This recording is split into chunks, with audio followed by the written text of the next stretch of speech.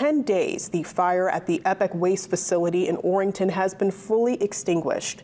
Orrington Fire and Rescue officials made the announcement this morning. As of yesterday, crews have hauled just over 1,600 tons of trash out of the facility. Town Manager Chris Backman says they have 2 shredders on site that'll shred up material being taken to Juniper Ridge Landfill in Old Town. Trucking companies from both in and out of state have been assisting with that. Foresight Engineering of Lincoln is on site overseeing remediation efforts as they continue.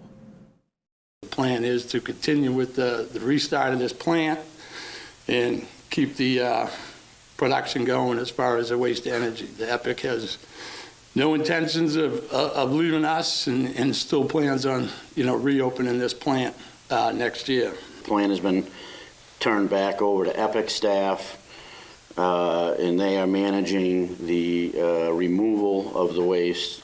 AIM Recycling has turned over the pile. We haven't seen any hot spots in a 24-hour period.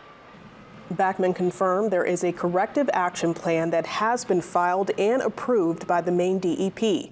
Evan Coleman of EPEC sent TV5 a statement regarding the fire being extinguished.